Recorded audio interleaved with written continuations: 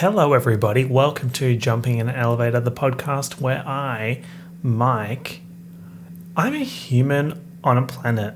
And I don't think we talk about that enough. We are literally humans on a planet. On a planet that's just like, ooh, in space. Anyway, but I feel like I speak about space and all that jazz too frequently on this podcast. Everyone's like, stop talking about that. Literally no one said that. Anyway, special hello to Savannah. Thank you for being one of my top tier patrons. Savannah, I hope you're flossing. You know, I sat down and I was like, whoa, what's my wish for Savannah today? And I thought, I just hope Savannah's flossing. Yeah. You know, one time, this is unrelated to Savannah. I'm not spreading a rumor that Savannah has bad breath. She could. I don't know.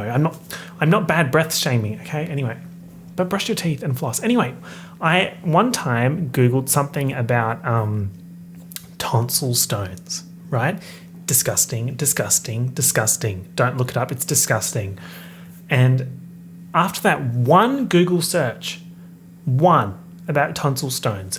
You know when you go on like a website, like a wiki, like a fandom wiki, that kind of page, and they have ads, and the ads are all very similar. It's like, doctors hate her. This 73-year-old woman looks 15. How has she done it? Like that kind of shit. One of those ads that I keep getting now is about tonsil stones. It's like, click here. Got bad breath? Here's why. And it's a picture of a fucking festy, disgusting, feral tonsil stone. And it's like, I'm in lockdown. I'm suffering enough. I don't need to see a tonsil stone every time I go onto a fandom wiki. Why am I going onto the fandom wiki so much? Mind your business. Great. So, for today's podcast, I wanted to talk about Y2K. Y2K slay moment, Y2K aesthetic, hashtag Depop, TikTok. TikTok's loving Y2K at the moment. It started off, I would say, this is my analysis of the situation. It started off as people bringing back Y2K fashion, and then that led to Y2K aesthetic. And then because our generation cannot take anything seriously, that turned into describing anything as Y2K aesthetic, and now just anything can be a Y2K moment. So, for example, me putting up a TikTok about how when I open my curtains, there's just a brick wall outside my window, which is fun, by the way. I'm loving the brick wall being part of the MicsMike cinematic universe. It's true. It's a main character. No, not a main character, like secondary character, but starts to get more of, like, has more impact on the story towards season 3, season 4 of the story, like that kind of thing. But yeah, so someone described it as Y2K brick wall. And you know what? They were so right for that. And I'm glad they said it because it's important. So for this episode of the podcast, we're going to talk about the phrase Y2K, what Y2K actually means, because I don't think a lot of people who talk about Y2K in this funny haha Y2K thing, I've said Y2K so many times. I'm going to say it a lot, deal with it. I don't know if they know that it was an event. Y2K was an event. And it was absolute fucking scenes. And people lived through that shit. Bitch, I lived through that shit. I was born in 1995. Quick side note, I'm older than the teacher from Gossip Girl. Miss Kate Keller, I am older than Kate Keller. And I don't love that. I was just like, I'm not old, but I'm just aging. The fuck? This fucking Panasonic that's happening right now, tell me why it had to happen at my appearance and career peak. Could it not have happened when I was at uni and like just in my room studying anyway?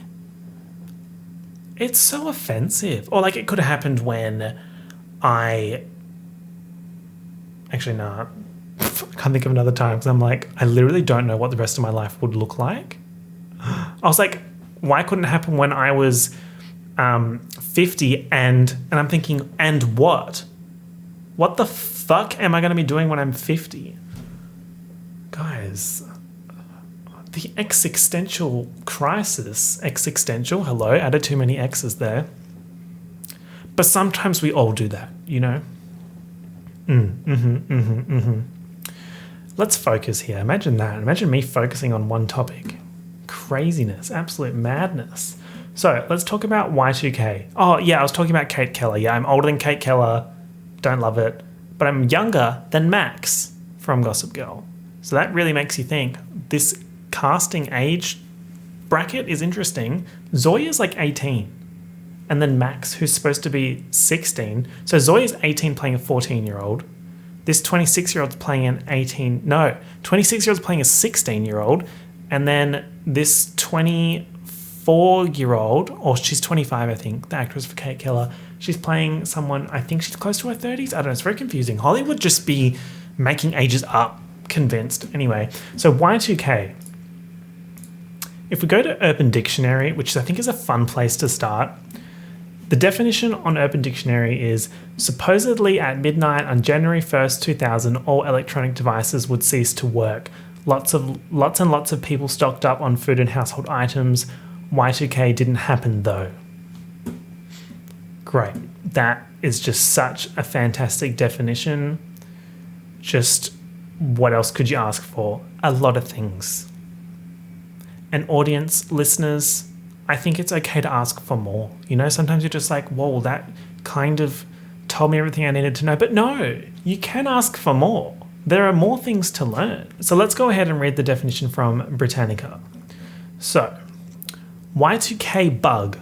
Now remember, this is capital Y, letter 2, capital K. Y2K Bug, also called the year 2000 bug or millennium bug, a problem in the coding of computerized systems that was projected to create havoc in computers and computer networks around the world at the beginning of the year 2000. So remember, in metric measurements, K stands for 1,000. So Y2K is year 2000. Love that. After more than a year of international alarm, feverish preparations like doomsday preppers vibes, and programming corrections, few major failures occurred in the transition from December 31st, 1999 to January 1st, 2000. The concept of millennium, like millennia, and years, you know my thoughts on the calendar. You know, I'm not a massive calendar stan. I've said it before and I'll say it again. If I had the chance to time travel back and slap Julius Caesar for fucking around with the calendar, I would absolutely do it. And can you blame me? No. That man. Fuck Julius Caesar, honestly. Oh, I still think about that. How they just like had to make one of the months have less days. So they did the one that was like scary. They're like, this one's scary. Let's take one of the days away. Like, sorry, what? Basically, Julius Caesar is on my nerves. And if I ever have access to a time travel device, he better watch the fuck out. So if you're besties with Julius Caesar, maybe let him know.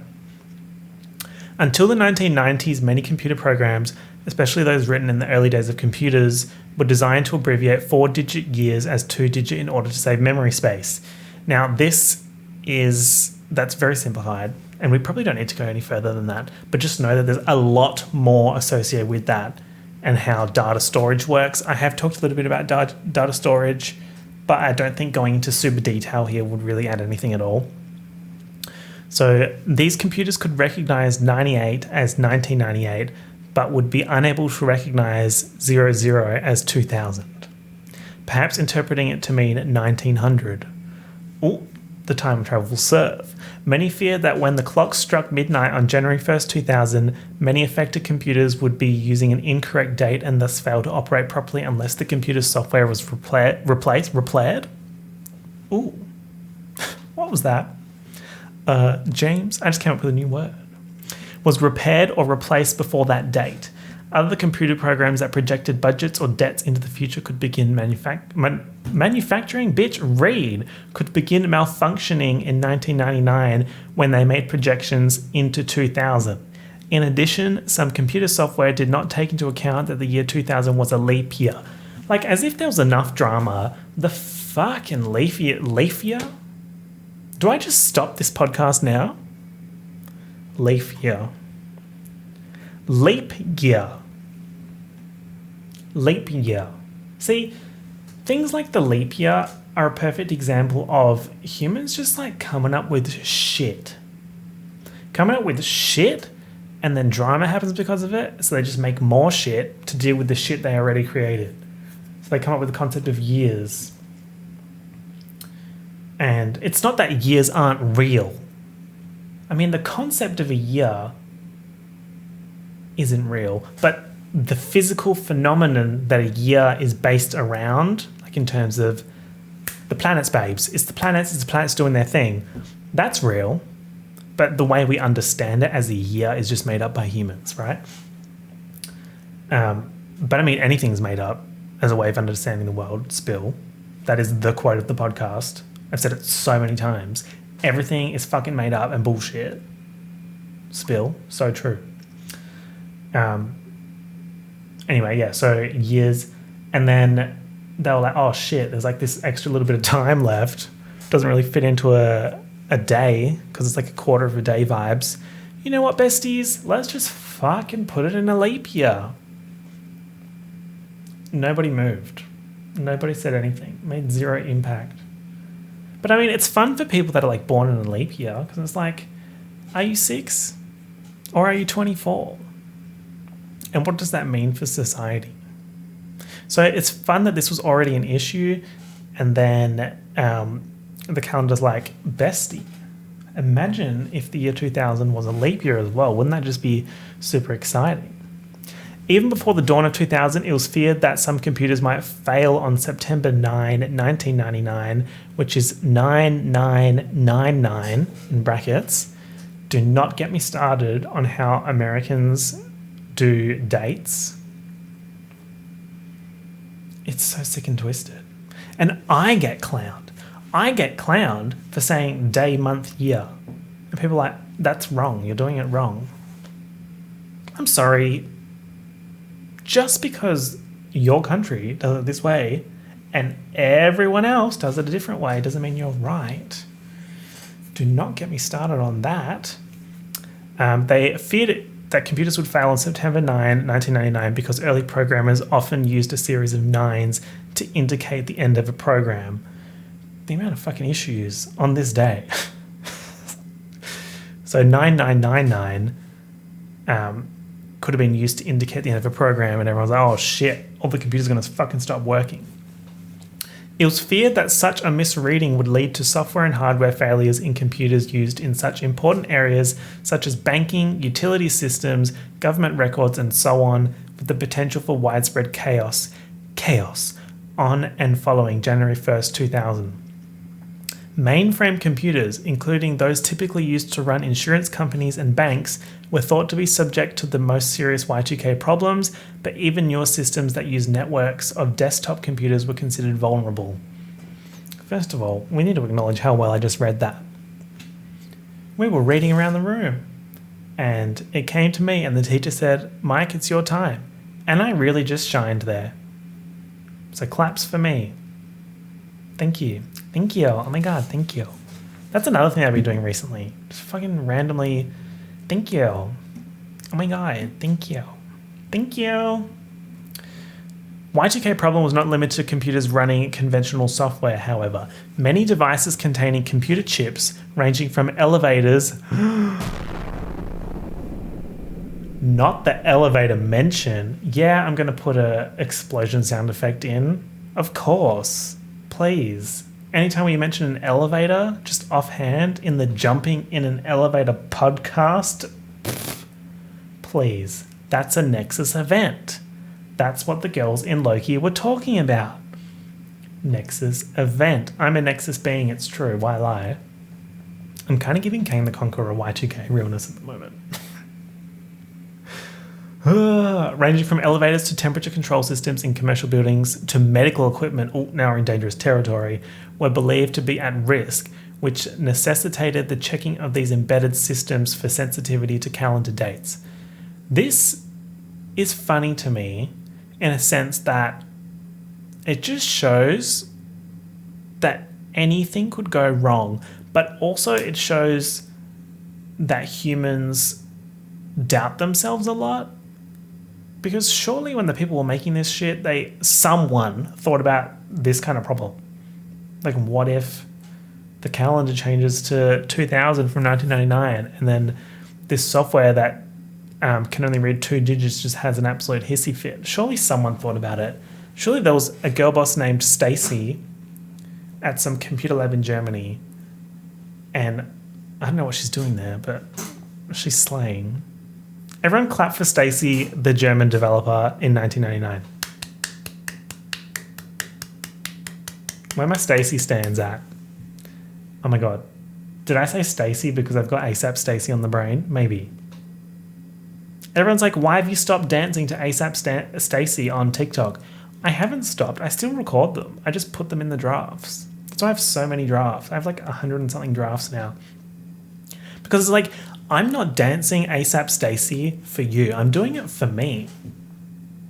You know, that's part of my journey. And it's helping me through lockdown, doing ASAP Stacy dance. ASAP, da-na-na-na-na-na-na-na. And look, not to be an ASAP Stacy purist, but it's like, if I see someone doing the dance and they're doing it wrong, it enrages me. Even if they're like joking around and doing it on like Instagram story, I'm like, if you're not putting all the effort in and doing the dance properly, why are you even doing it? Is that an explosive? Bye. I tried to say explosive and exclusive. Exclusive, new word. Guys, we're just rewriting the bloody dictionary here, aren't we? We are living, we are loving, and we are laughing. It's true. Okay, back to the matter at hand. In the United States, business and government technology teams worked feverishly with the goal of checking systems and fixing software. Of course, it was in the United States. Sorry. Fixing software before the end of December 1999. Although some industries were well on the way to solving the Y2K problem, most experts feared that the federal government and state and local governments were lagging behind. When are they fucking not? A Y2K preparedness survey commissioned in late 1998 by Capgemini America. Why does Capgemini America sound like a re-up of Captain America? Captain Gemini America. Was Captain America a Gemini? Can we fact check that? Where's my fact checker? Fact checker sits in the corner of the room. Hey, fact checker, can you check if Captain America was a Gemini? Thank you. Showed that among 13 economic sectors studied in the United States, government was the least ready for Y2K. Rated highest for preparedness was the software industry. Well, you would fucking hope, wouldn't you? And you know who we have to thank for that? Stacy, the German software developer. In an effort to encourage companies to share critical information about Y2K, US President Bill Clinton in October 1998 signed the Year 2000 Information and Readiness Disclosure Act. So many words, and what are you actually saying?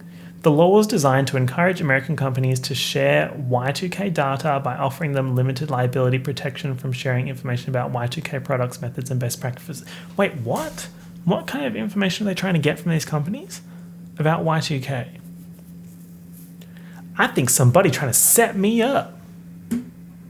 In Western Europe, the European Commission issued a report warning that efforts to solve Y2K in many European Union member countries were insufficient, particularly in terms of the cross-border cooperation needed to be ready by 2000.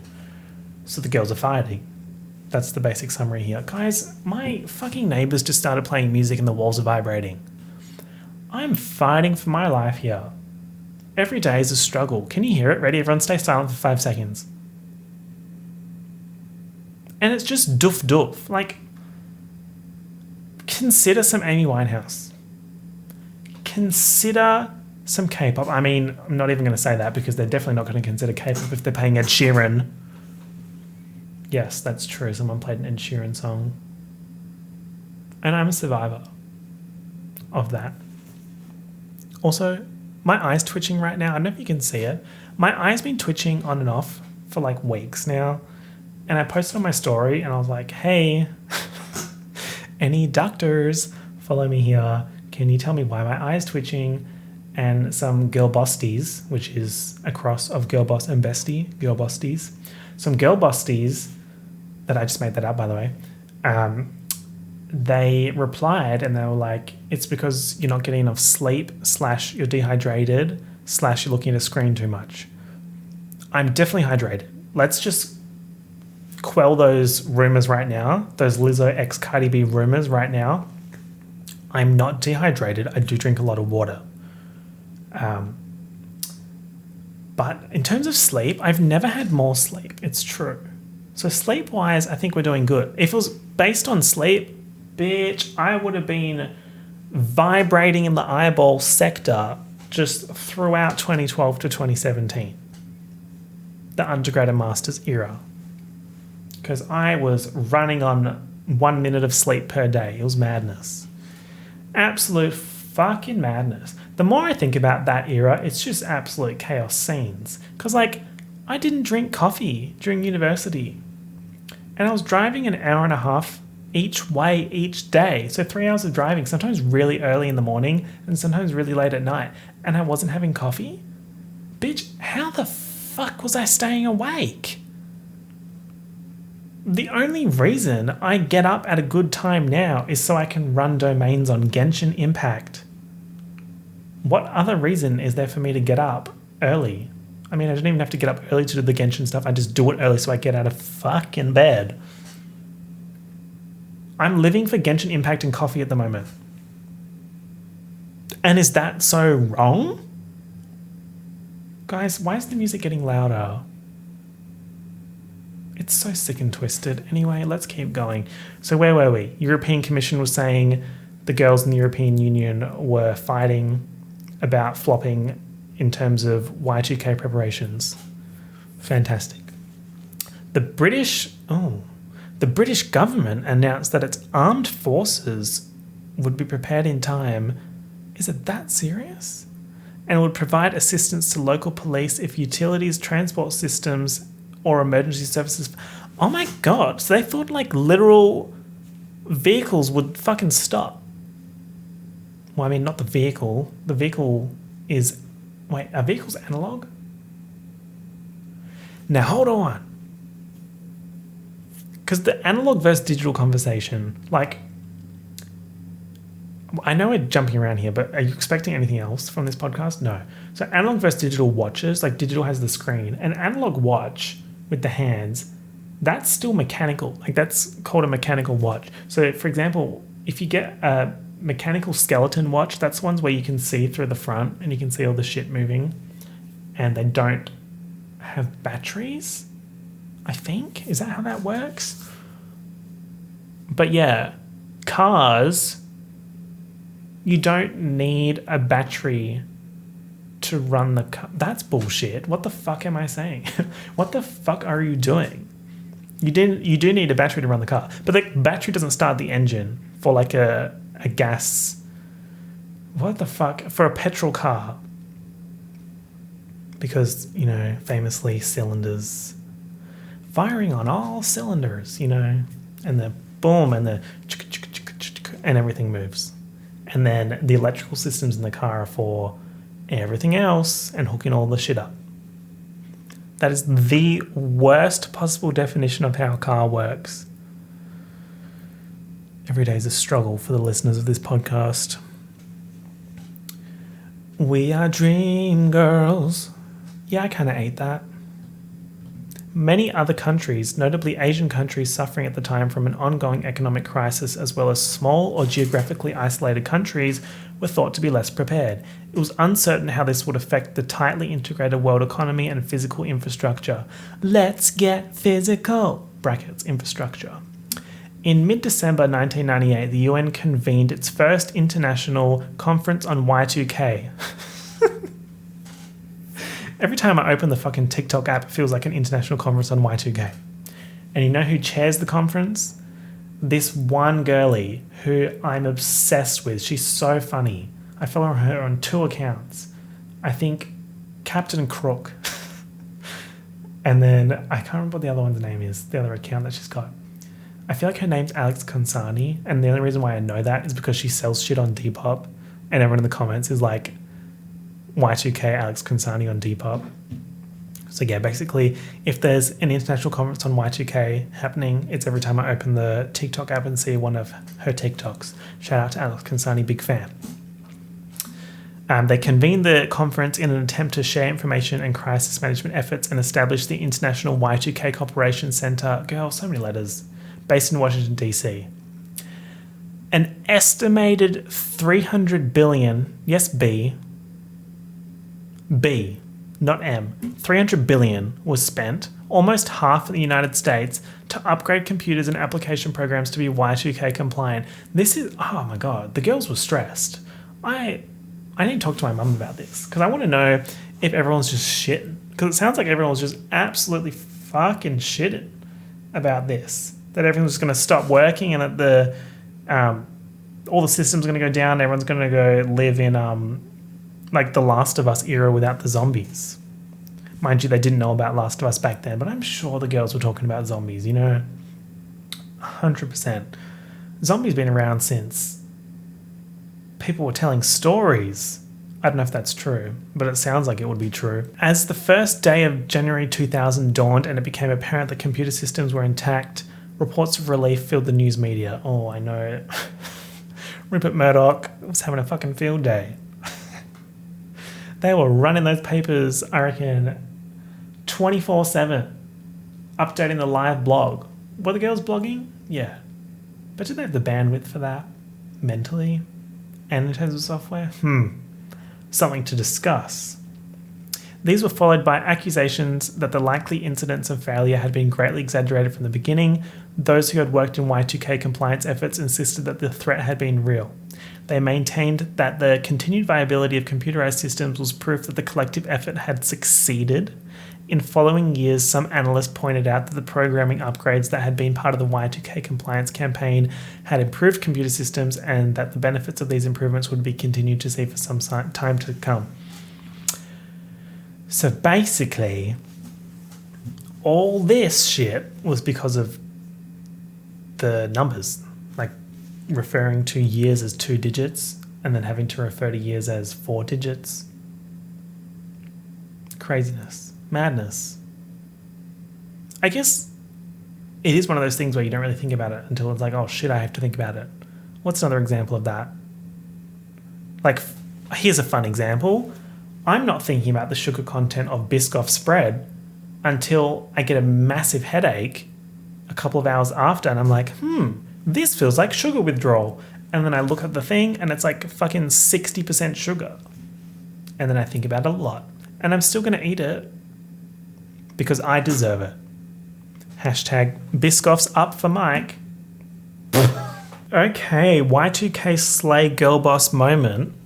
Let's talk about Y2K aesthetic and Y2K fashion. So let's start with this aesthetics.fandom.com/wiki/Y2K. Come on, internet. Guys, we're having a full circle moment right now. We're talking about the internet while you're using the internet. The internet is just... it's madness. It's madness. And I've spoken about this before, how when you watch something on YouTube, you're downloading packets of data. When you're streaming, you're downloading packets of data. So you can view what you're viewing. It's like cached on the phone. So that if you drop out, for example, I'm watching KDA music videos and I get in the elevator. Yes, this is based on true events, no rumors. I mean, the rumors were true. No lies is what I meant to say. And then I get in the elevator and the reception cuts out. I've still got a bit of probably 10, 15 seconds of KDA to get me through the elevator ride. And I'm very thankful for that. Everyone streamed the More music video. Shout out to Madison Beer. Great. So where was I going with that? I was talking about how it just, even though I know how it all works, the fact that phones do kind of get heavier when you watch YouTube videos, it's so crazy. The internet is one of those things where you don't want to know how it all works. It's more fun to be oblivious and just use the internet to do whatever you need to do than think about how it works. Because then if you think about how it works, it just gets It's too much, babes. It's too much. I'm not built for that. Well, I mean, I am. Hashtag master's degree. Anyway, so Y2K aesthetic. Y2K is an aesthetic that was prevalent in popular culture from roughly 1995 to 2004. Name a YouTuber born in 1995. Me, bitch.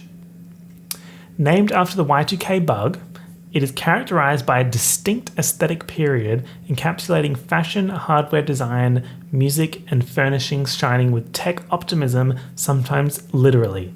Who wrote this? They really snapped on this. According to the Y2K Aesthetic Institute, bitch, there's a fucking institute? I want to work there. Now hold on. Copy. We're going to search this up live. Watch what happens. Some of its aspects include tight leather pants. Oh, bitch, I'm not going near tight leather pants. I'm not. I'm so glad skinny jeans are over. For me personally, as a skinny jean wearer, past tense, it needed to stop and it did. Silver eyeshadow. Okay, so my mum is Y2K every day. We love that. Shiny clothing, Oakleys, gradients, and blobber texture. Me when I look in the mirror. Blobber texture. Most Y2K aesthetics rely on the use of technology and slick futuristic looks, signaling the optimism of a new era as the 20th century or second millennium progressed into the 21st century or third millennium. One of the earliest definers of the Y2K aesthetic is the Designers Republic, a Sheffield-based graphic design studio best known for their work on the Wipeout video game franchise and various album artwork. Guys, are you learning right now? I'm learning. We're hashtag learning together. The Y2K era ended in late 2004 and was succeeded by the Fruitiger Aero and McBling era. I'm sorry, what? Fruitiger Aero and McBling? McBling? What's McBling? McBling is an aesthetic that was popular from roughly 2003 to 2008. Guys, I think people on TikTok are mistaking Y2K for McBling. Can they give me a description here? It's talking about the Iraq War? What? Iraq War, MySpace, iPad, Paris Hilton Simple Life? Okay, here we go. Popular visual cues of the era. This is McBling. This is not even Y2K. 1970s-esque maximalism. Worship culture of mainstream pop stars. Wait, not me and my McBling era. Hollywood royalty who were popular at the time, such as Paris Hilton, Beyonce, Britney Spears, bedazzled flip phones, trucker hats, large Jeeps, Hummers, Range Rovers, jewelry and bling, websites like MySpace. People often associate this aesthetic with the color pink as it was popularized by Paris Hilton during this time. Guys, TikTok is fucked up. I mean, that in itself is true. But they've fucked up because they're saying that Y2K is McBling. Next time you see someone trying to say that like Juicy Couture tracksuits are Y2K, that's McBling. Get it correct, please. A darker side to the McBling aesthetic centers around the myriad of celebrity scandals that went down around the time, including Britney Spears' meltdown in 2007, hashtag shout out to Britney, hashtag free Britney. Love you, Britney, hope you're doing well. Lindsay Lohan going to jail several times for a variety of reasons. Ashley Tisdale, messy red carpet looks. Now, why'd you have to bring my girl into this like that? Over-exaggerated tabloid headers, love those. Amanda Bynes' unflattering paparazzi photos. Amanda Bynes' messy tweets. Oh, she really did love a messy tweet. Everyone, take this opportunity to go look at those delicious videos on that excellent YouTube channel called MicsMike. The messy pop star tweets one. Actually, I don't even know if I talked about Amanda Bynes in those. And then Brad Pitt leaving Jennifer Aniston for Angelina Jolie. So the fashion in McBling contains messy and controversial outfits worn by these celebrities during the 2000s, low-rise jeans, Juicy Couture tracksuits, told ya, ripped clothes, so like other brands, include Brandy Melville, Playboy, Murakami, Louis Vuitton, Von Dutch, Victoria's Secret, Hollister. And then movies that were part of this were Mean Girls in 2004. Now hold on. Mean Girls being in 2004, I don't love that. That's fucked up. That's so old. It really is getting weird. High School Musical, Wild Child, Jennifer's Body, The House Bunny, Confessions of a Shopaholic. Well, that's a fucking good movie. I'm going to rewatch it. Okay, that's just totally thrown me out. That, first of all, Mean Girls is part of McBling, and then also that it was 2004. I was 9. Doing all that?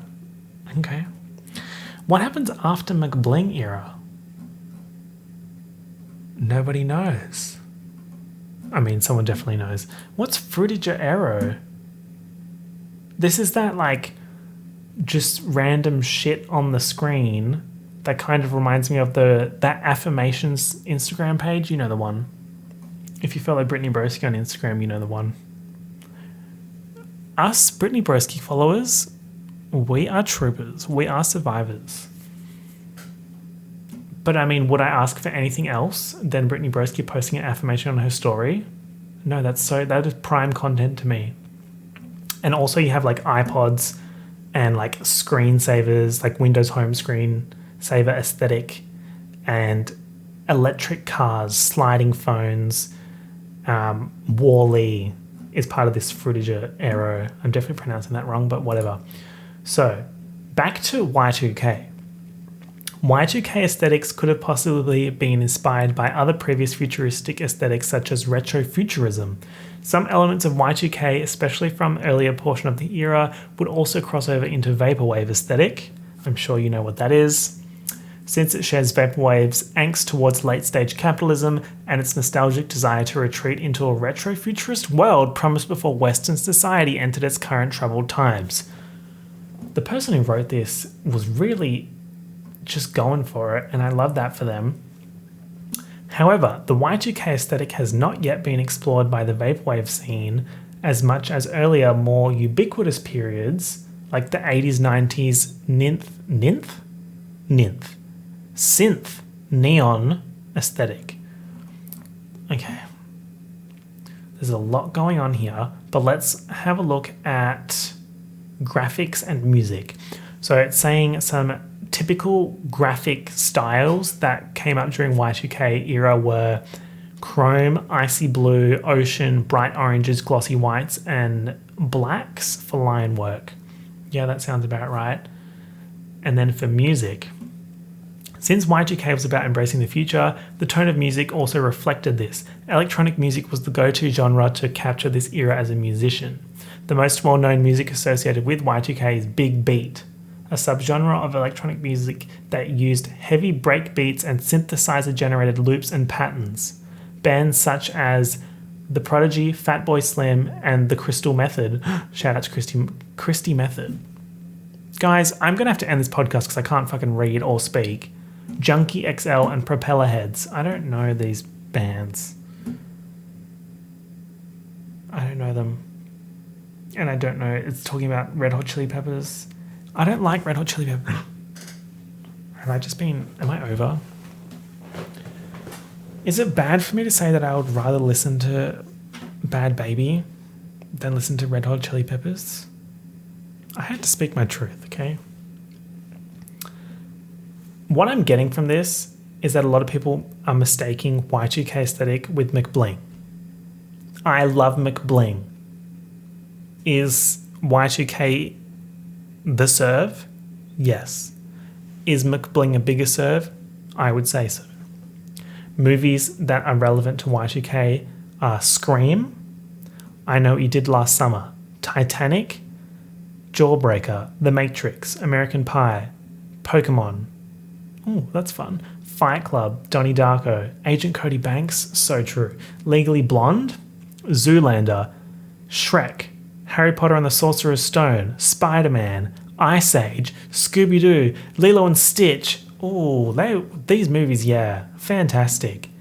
Looney Tunes back in action, Finding Nemo, Garfield, Catwoman, SpongeBob SquarePants movie, Yu-Gi-Oh! The movie Pyramid of Light. We won. We won. There's also discussion of like video games from that era. And then fashion, Y2K vendors, JNCO, don't know what that is. My Sweet Outfit, don't know what that is. Kickware, UFO, Be Wild, don't know what they are. And then Oakley sunglasses. I know who Oakley sunglasses are because they charge a shitload. I remember I went in to try some sunglasses just to give that little bit of like, I could be a snowboarder, but I could also not be. I could just be, I was going to say a model, bitch. You can tell I'm not a fucking model. I could be a nepotism baby. You know, the people who live in New York and they're rich and famous because their parents were. They love to wear a snowboarding glass as well. It's true. So yeah, I went in because I wanted to live that fantasy, and I put the sunglasses on, and I was like, I could work these, you know. And then I looked at the price, and they were like $500. I was like, is it that serious?